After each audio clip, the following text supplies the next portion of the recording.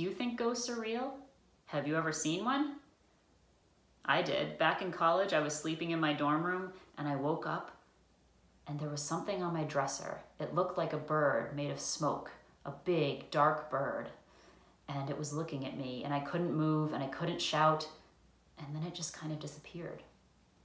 Now, a lot of people have weird, creepy experiences like this that they can't explain, and a lot of people make videos about them, but this is not your typical video about a ghost, because I want you to think about these types of experiences like a scientist. I want you to think like a skeptic. So what we're going to do together is you're going to tell your own story about something from your life or life of a family member or a friend that you can't explain. And then we're going to come up with a plan together to investigate that story like a scientist. Now, my name is Catherine Hulick, and I'm the author of this book, Strange But True, 10 of the World's Greatest Mysteries Explained. And this book tells the story of 10 different mysterious events, from Atlantis to sea monsters to the mummy's curse, and I talk about what we can learn about those events using science. So you can find thousands, maybe even millions of ghost stories and photos and videos online. And in all of these, some really creepy and seemingly unexplainable things are happening. And it's really easy to watch these videos and think, I have no idea how this happened, so I guess maybe ghosts are real. But I want to teach you a different response. It's called skepticism, and the heart of skepticism is doubt. You're not saying ghosts don't exist, you're just saying, I don't really know what happened, and so I'm going to ask some questions. And I'm going to really try to investigate this like a scientist to explore all the possibilities that might explain what's going on. So let's go back to that bird I saw in college. In this case, I know it wasn't a ghost, and here's how I know, because I did some research and I found out about something called sleep paralysis. This is a condition where you wake up, but your brain is still dreaming. So you see your real surroundings, but you often hear or feel or see things that aren't actually there. This is also called a hallucination, but in sleep paralysis, it tends to happen while your body is still asleep and it is paralyzed. It can't move, and you often can't speak or breathe deeply. And this has been recorded throughout history as a common explanation for many sightings of ghosts or demons or even alien abductions. So that is one thing that can explain some ghost experiences, but not all of them. And if you're curious to learn more about sleep paralysis, I wrote about it for Science News for Students, and that link is in the description below. So to figure out that experience, I just had to ask the right questions, but you're not always going to get an answer by researching your story. And that's when you have to take the next step beyond research and investigate.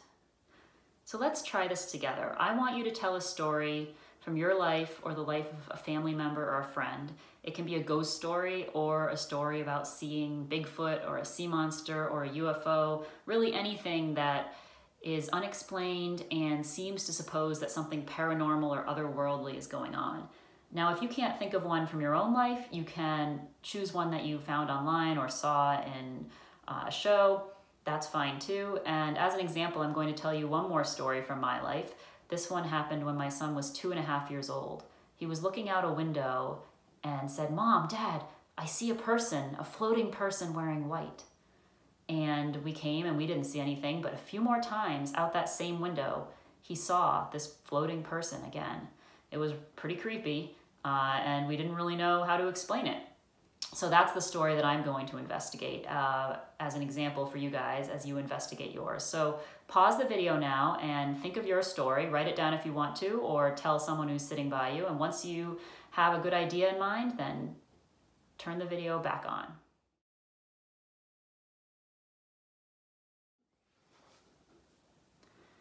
So now that you've told your story, it's time to come up with an idea that could explain what happened.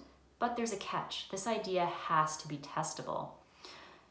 You can't make your idea be, there was a real ghost out the window, because I don't know how to check for a real ghost. No one does. I know there's ghost hunting shows where they use these fancy electronic devices that they say can capture ghosts, but all those devices are really capturing are things like cold air or the radio waves that electronic devices send out. So no one actually has come up with a way to measure a real ghost, because no one knows if real ghosts exist.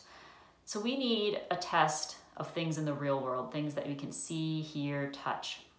So right now I want you to put yourself in the time and place of the creepy story that you've told and think about what questions you would ask the people involved or what you would want to measure in the environment around where this story happened. And try to think of questions that could lead you closer to an explanation of what happened. And as an example, here are the questions that I would ask in the story about my son.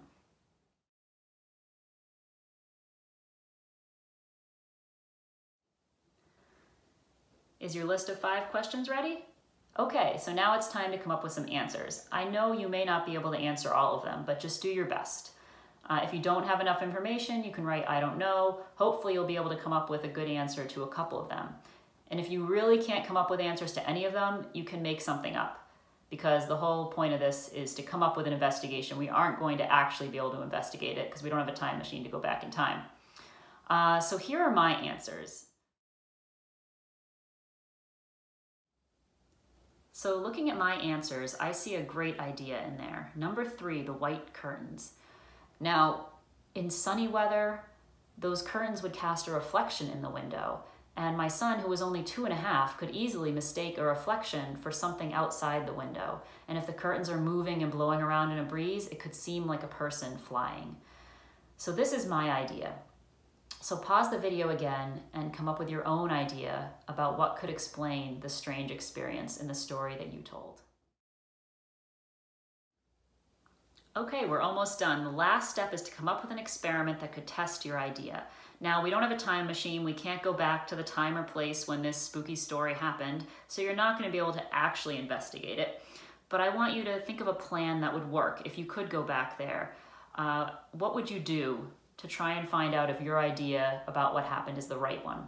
So here are 2 ways that I think I could test my curtain idea. The first one is simple, just take the curtains off the window, and does he ever see a ghost again?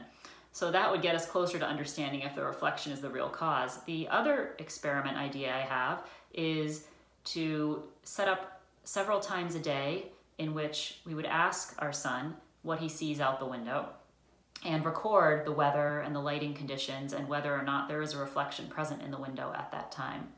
So this might get us closer to understanding whether or not the reflection is linked to the ghost sightings as well. Now, these aren't perfect scientific experiments, but they are definitely getting us much closer to understanding what's happened than just saying, well, maybe it was a ghost. And right now I want you to pause the video and make up your own experiments about what might have happened in your case and how you would test it.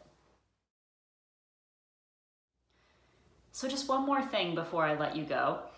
I want to talk about what would happen if we could run these experiments. If we could hop in a time machine and go back and ask my son what he saw out the window every time that there was a reflection present. Now, the first possibility is that I would learn that yes, indeed, the reflections probably were the cause of his ghost sightings. But the other possibility is that I might learn that they're not. Maybe I take the curtains off and he still keeps seeing the ghost. So in that case, I could run some different experiments. I could test the bird idea or the idea that he was just making up something out of his imagination. But I might never learn the cause. It's possible that I might never be able to figure out why he was seeing this strange thing out that window. And that's okay. Something that happens a lot in the creepy videos and stories and things that you see online is someone will say something like, the door opened all by itself. There was no wind, no one was around. It must have been a ghost. But here's what's wrong with that reasoning. You could also say, the door opened all by itself. There was no wind, there was no one around. It must have been an invisible elephant. See? You can't just jump from not having information to some made-up solution that you have no evidence for. There's no way to say that a ghost opened that door unless you actually have evidence that a ghost opened the door. You can't just pick that as what's left over when you've tried everything else, because you probably haven't tested or tried everything else. There's almost always going to be some practical explanation that you haven't thought of. And sometimes you just aren't going to know the answer. Now, the other side of this is that scientists and skeptics can't tell you that ghosts don't exist. They can't tell you that UFOs haven't visited Earth or the Loch Ness Monster isn't real or Bigfoot isn't real. They just very much doubt it because they haven't had any solid evidence yet. And also, scientists understand that the human brain makes mistakes. We often see things that aren't there, like my experience with that ghost bird in my dream. And we also misinterpret things that are there, like the curtains, if that was in fact why my son saw the ghost. So those types of things happen all the time. And they are way more likely to be what's going on than a real ghost showing up outside your window or in your dorm room. Now, there's also the possibility that the story that you're investigating is a hoax.